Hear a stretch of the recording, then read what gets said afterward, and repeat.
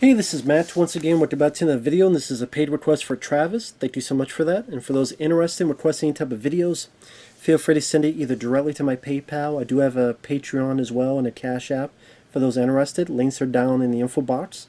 I'll get to it as soon as I can. And this is for Little Darlings, a 1980 film that, how do I put it? I guess for a longest time, this film, Little Darlings, did not have a home video release. At least not much. Because it was on VHS, but I guess because of the soundtrack, just had songs from Blondie, Bellamy Brothers, John Lennon, that some of them were taken away in another home video release, but it had never gotten a DVD or a Blu-ray for a longest time because of the soundtrack until Vinegar Syndrome did releases on Blu-ray. Now, I don't have that. I watched it online. I know that Sean Clark, he's a fan of this film. He's a guy that does these horror, usually, not always horror, but he does these film locations. He did one for this movie. I think Tarantino, he's a fan of the film.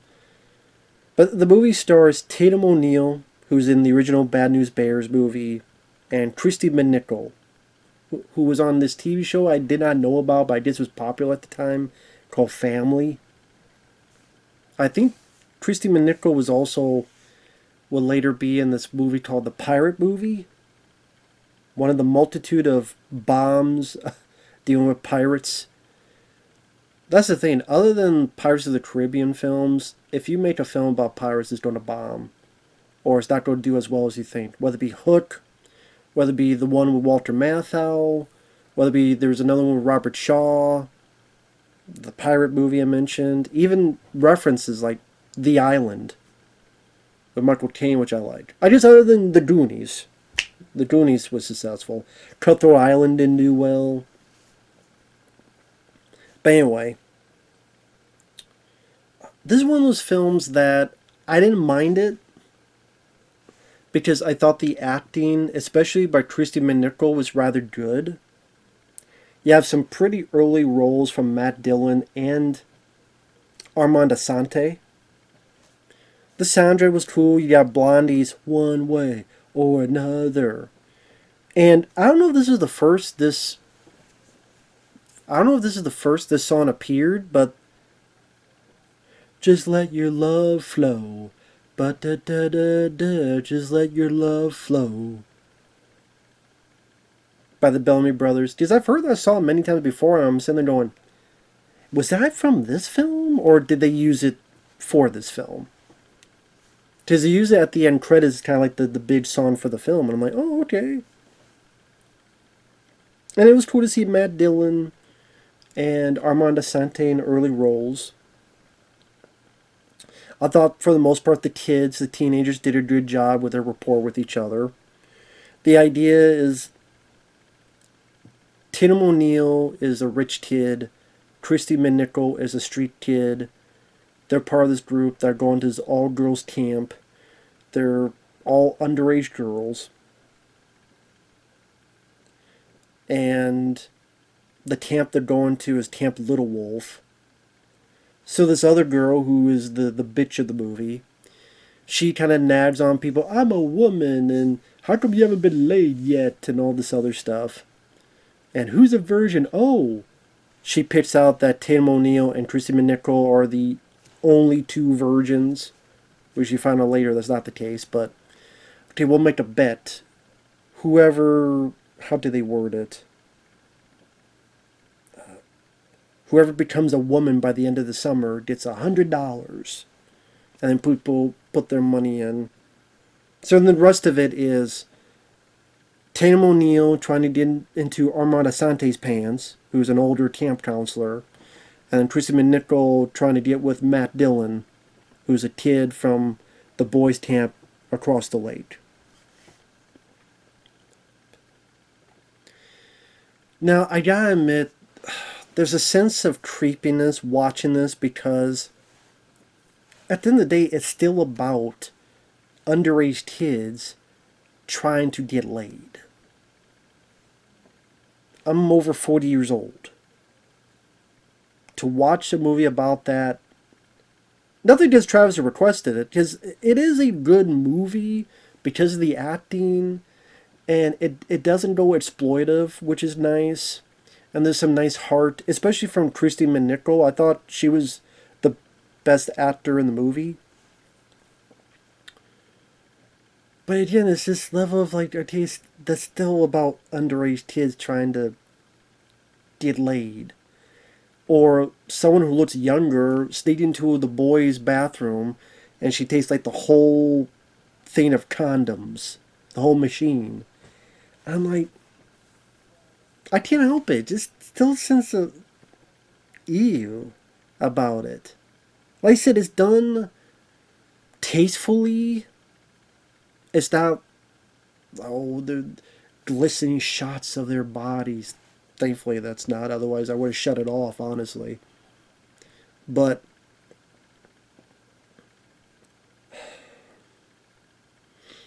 it's one of those things that I don't know, made it a bit hard to sit through, if that makes sense. But I did like the actors. Tam O'Neill, she was okay. I definitely, maybe because of the character she was portraying, she definitely seemed like the less interesting of the two. Like, she does fine, but Chrissy McNichol, I thought, was the more intriguing of the two.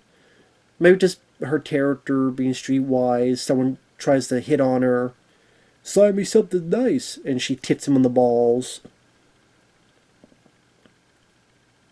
I would say her dealing with Matt Dillon, that seemed a bit more interesting of a dilemma because he's for it, but then she is not trying to be a tease, she's just unsure, and he's like, well, we don't do it or not, and then she's still unsure.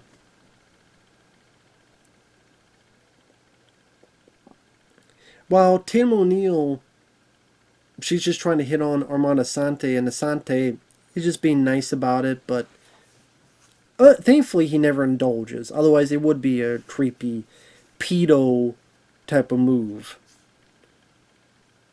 It's like, alright, okay, thanks for having a crush on me, but no, that's not into it, not interested.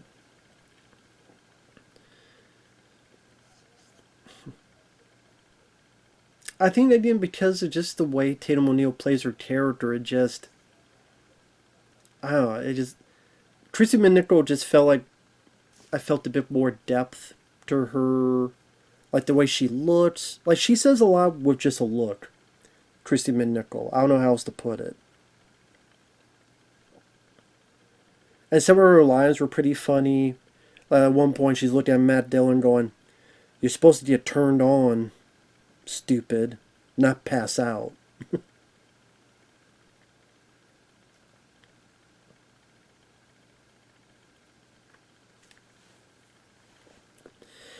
I think another thing that I was a bit, not bothered, but a bit surprised was based on the poster, I thought there was going to be a lot of these two interacting with each other, and there's really not.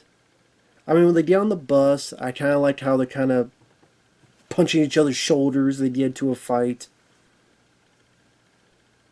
But then, like, once in a while, they're in the same room, and okay, there'll be this part where they're putting food on each other and there's a food fight. But there's not a whole lot. You're thinking, okay, maybe as the movie goes on, they go more and more towards to each other to talk, to ask, to kind of poke at each other, and then be more understanding with each other, and then, you know, like more of them interacting together, bonding together, becoming friends, and realizing actually becoming friends with this person is more interesting to me in my state of mind right now, the age I'm at right now, than trying to get the guy. But okay, I guess I gotta do that because it's part of the bet. But to show that they're interacting and having fun with each other, that is their main. And nothing lesbian like. I'm talking about just actual, just friendly banter, dialogue, something they find that they have the same interests in, and going along, whether it be a game, whether it be a activity, whatever the case may be. But you don't really get that. So it's kind of like just they're doing Tatum's doing her thing and Christy's doing her thing. Christy's dealing with Matt Dillon, and they're at a barn and it's raining, and then she doesn't want to do it. Then he gets pissed. Well, you being a tease, and then later on he apologizes. They're on a lake and they go somewhere else, and you don't see it, but aftermath you tell she didn't really enjoy it. And I thought those scenes, again, the spoilers starting out, those scenes I thought were effective and being truthful, where Matt Dillon doesn't become some one note villain of, ha ha ha, I got your virginity. Instead, he's like, wait, you're a virgin? Like, why didn't you tell me? And like, he's trying to comfort her, but he doesn't quite know how, and she's not into it because she's confused. And then Matt Dillon's like, and then he's just being there as a friend. Even at the end of the film, where he's like, we should try again. And she puts it, wouldn't be enough for either of us. So she's not angry at him because she is the one that went up to him and chose to do this. And I think gives him like a kiss on the cheek. But also knows this wouldn't work out because this started in not in a sincere place at the beginning, but in a peer pressure, needing to win a bet, needing to look cool type of thing. So obviously that's not really the best way to start it, so might as well end it here. And Matt Dillon, he's not, again, being over the top and being like this heinous villain all of a sudden. So I thought that was done with a bit of maturity and respect in terms of the writing, the screenplay. I do appreciate that. Tam O'Neill, on the other hand, she pretty much gets herself drunk, tries to hit on Monasante, kind of looks at her and goes, okay, time for you to go. And it was cool seeing Monasante, like, very young, because I always think of him as the bad guy in Judge Dredd. He was in Gotti. He was in, these other films. So it's kind of cool to see him in a very different role, much more of a softer role, much more of a warmful character. So that was a nice change of pace. Did to see him in that way, and yeah, he could do it. He could make that work. Made me wish he got more roles like that to show his softer side.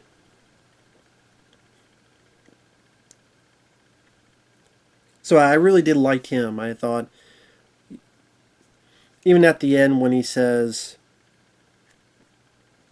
some nice words to Tatum and says goodbye to her. Again, he had this smile on his face. Again, he had the right amount of warmth. And again, they didn't go the route of, oh, he's a creeper, he is a pedo, all that stuff. He's not a pedo. So I do appreciate that as well.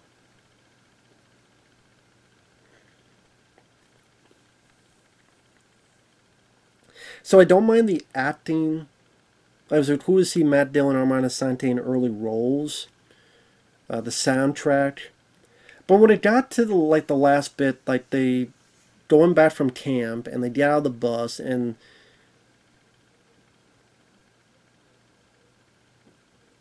Tracy McNichol shows Tatum to her mom and says, "Oh, this is my best friend," and even she looks like, "What?" Even I'm going, "What?" Like, how? You guys barely interacted for the second half of the film. Other than this one bit where you have this conversation of you both admit that your secrets to the other. Because Tracy McNichol doesn't tell anybody she had sex, except Tatum. Tatum, at that point, doesn't tell anybody that she didn't. Other than she has to tell the boss so that Armand Assante doesn't get in trouble since the rumor spread. But like I said, there wasn't enough of them really interacting with each other to really buy into the fact that they're best friends. So, I thought more of that could have been incorporated into the script. But again, I will say that,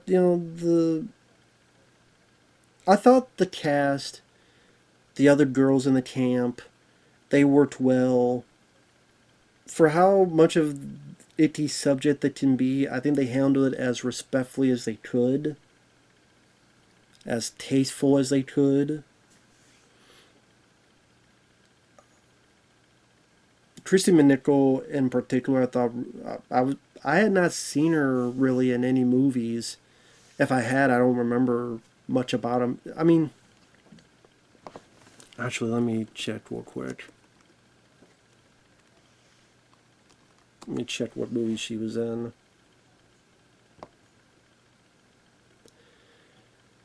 White Dog. Oh, that's right. Okay, yeah. She was the star of White Dog, which was an interesting film about a dog that's been trained to attack only black people. And it stars Paul Winfield. So, okay, I did see her in that. Okay. That is a pretty wild film, White Dog. So I did see her in that. Okay.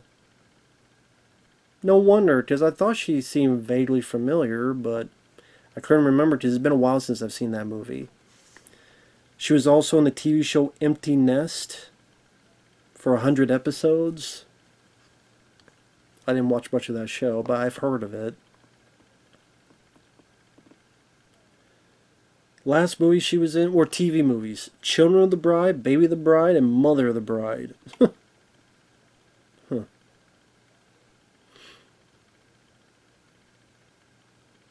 Well, there you go.